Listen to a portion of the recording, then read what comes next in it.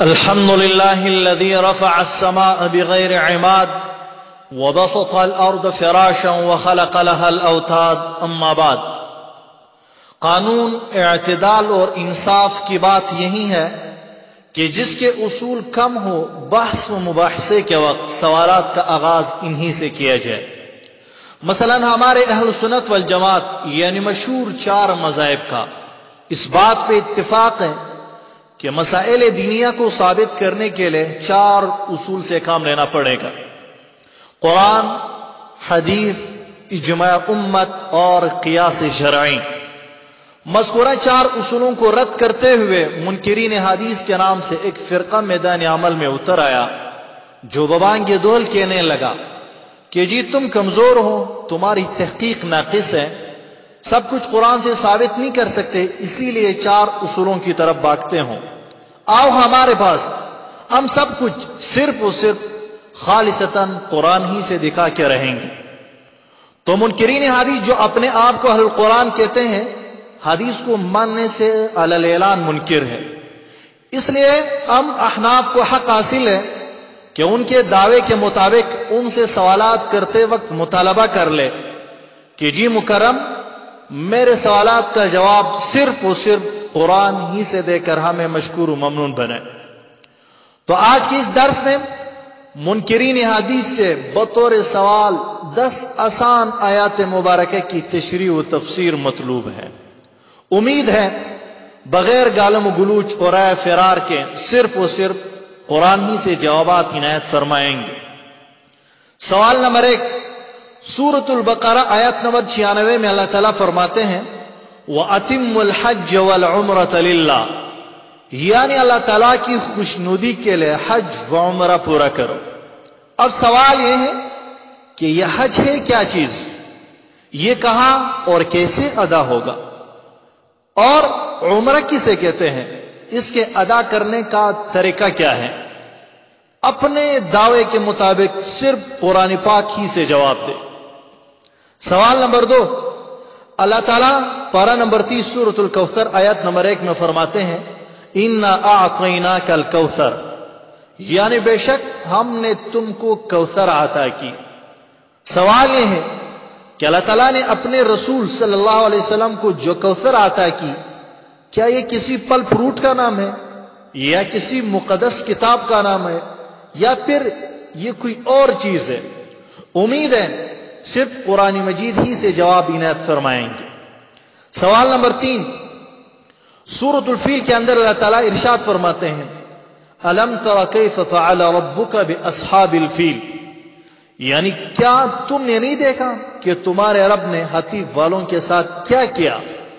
اب سوال یہ ہے کہ یہ ہاتھی والے کون تھے، ان کا جرم کیا تھا، کیا قرآن نے ان کا قصور بتایا ہے؟ صرف اور صرف قرآن پاک ہی سے جواب دے.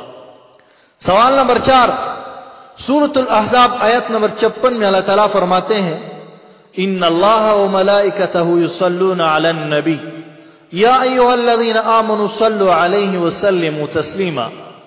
اس آیت میں اللہ تعالیٰ نے اہل ایمان کو حکم دیا ہے کہ آپ علیہ السلام پہ صلاۃ و سلام بھیجیں. تو جناب علی سے سوال یہ ہے کیا قرآن نے صلاۃ و سلام کا طریقہ بتایا ہے؟ نیز آپ اس کے پڑھنے کی اوقات ہمیں بتائیں. یہ صلاۃ و سلام نمازیں پڑھی جاتی ہیں یا دعا میں یا پھر عام حالات میں، اور کن الفاظ کے ساتھ ان کو پڑھنا ہوگا؟ صرف اور صرف قرآن مجید ہی کی آیات مبارکہ سے جواب عنایت فرمائے. سوال نمبر 5، قرآن مجید میں بار بار وَآتُوا الزَّكَاةَ جیسے الفاظ آئے ہیں، یعنی زکات دیا کرو. تو سوال یہ ہے کہ یہ زکات کب دی جائے گی؟ کیا ہر نماز کے ساتھ زکات دی جائے گی یا سال میں ایک ہی مرتبہ دی جائے گی، اور کس حساب سے دی جائے گی؟ مذکورہ 5 نمبر سوال میں 3 سوالات موجود ہیں، سب کے سب قرآن پاک ہی سے بتائے. سوال نمبر 6، سورۃ المائدہ آیت نمبر 38 میں اللہ تعالیٰ ارشاد فرماتے ہیں وَالسَّارِقُ وَالسَّارِقَةُ فَاقْطَعُوا أَيْدِيَهُمَا، یعنی جو چوری کرے مرد ہو یا عورت ان کے ہاتھ کاٹ ڈالو. اب سوال یہ ہے کہ دونوں ہاتھ کاٹیں یا ایک ہاتھ؟ دایاں ہاتھ یا بایاں ہاتھ، بغل سے کاٹے یا کوہنی سے، کتنی چوری پہ ہاتھ کاٹ دیا جائے، 2 یا 4 روپے پہ بھی ہاتھ کاٹ دیا جائے گا یا نہیں؟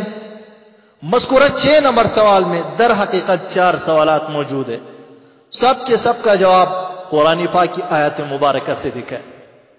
سوال نمبر 7، قرآن مجید میں الف لام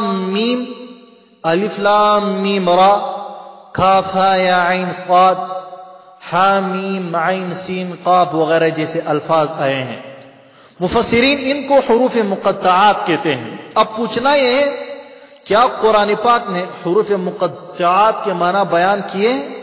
اگر کیے ہیں تو کس صورت میں بیان کیے ہیں؟ الف لام میم کا کیا معنی ہوگا؟ الف لام میم را کا کیا معنی ہوگا؟ ہا میم عین سین قاف وغیرہ کا کیا معنی ہوگا؟ اور اگر قرآن اس پر خاموش ہے تو کیا قرآن نے اس کی وجہ بتائی ہے؟ سوال نمبر 8، سورۃ البقرہ آیت نمبر 149 میں اللہ تعالیٰ ارشاد فرماتے ہیں وَمِنْ حَيْثُ خَرَجْتَ فَوَلِّ وَجْهَكَ شَطْرَ الْمَسْجِدِ الْحَرَامِ وَإِنَّهُ لَلْحَقُّ مِنْ رَبِّكَ وَمَا اللَّهُ بِغَافِلٍ عَمَّا تَعْمَلُونَ، یعنی آپ جہاں سے نکلے اپنا منہ مسجد حرام کی طرف کر لیا کرے۔ مذکورہ آیت شریف میں قرآن کریم نے یہ حکم دیا ہے کہ ہم جب بھی جہاں پر بھی ہو، ہر حال میں ہر وقت اپنے چہرے مسجد حرام کی طرف کر لیں۔ بتائیے اس آیت پہ عمل کیسے ہوگا؟ یاد رکھیں، جواب صرف و صرف قرآن مجید ہی سے بتائے۔ سوال نمبر 9، سورۃ البقرہ آیت نمبر 173 میں اللہ تعالیٰ فرماتے ہیں انما حرم علیکم المیتۃ والدم ولحم الخنزیر وما احل به لغیر اللہ فمن اضطر غیر باغ ولا عاد فلا اثم علیہ ان اللہ غفور رحیم۔ مذکورہ آیت میں اللہ تعالیٰ نے مرا ہوا جانور، خنزیر، خون اور جس چیز پر غیر اللہ کا نام پکارا جائے حرام قرار دیا ہے۔ پوچھنا یہ ہے، آج تقریباً سب لوگ مچھلی کھاتے ہیں، اگر صرف قرآن ہی حجت ہے تو بتائیے مچھلی حلال ہے یا حرام؟ یاد رہیں یہی 4 حرام چیزیں سورۃ الانعام آیات نمبر 145 میں بھی ذکر کی گئی ہے۔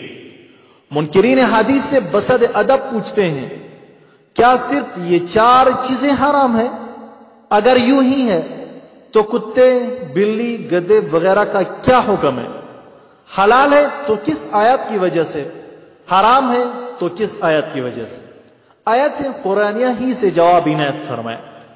سوال نمبر 10، سورۃ المؤمنون آیت نمبر 51 میں اللہ تعالیٰ اپنے رسولوں کو مخاطب کر کے فرماتے ہیں یا ایھا الرسل کلوا من الطیبات واعملوا صالحا انی بما تعملون علیم، یعنی اے پیغمبرو حلال چیزیں کھاؤ۔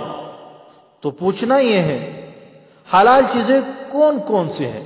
قرآن مجید ہی سے تفصیل کے ساتھ بتائیں، نیز یہ بھی بتانے کی زحمت فرمائیں کہ مرغی حلال ہے یا حرام۔ قرآن کی واضح آیات بتائیں، ادھر ادھر کی باتوں میں نہ الجھائے۔ اللہ تعالیٰ ہمیں صراط مستقیم پہ چلنے کی توفیق عطا فرمائے۔ وآخر دعوانا ان الحمد للہ رب العالمین۔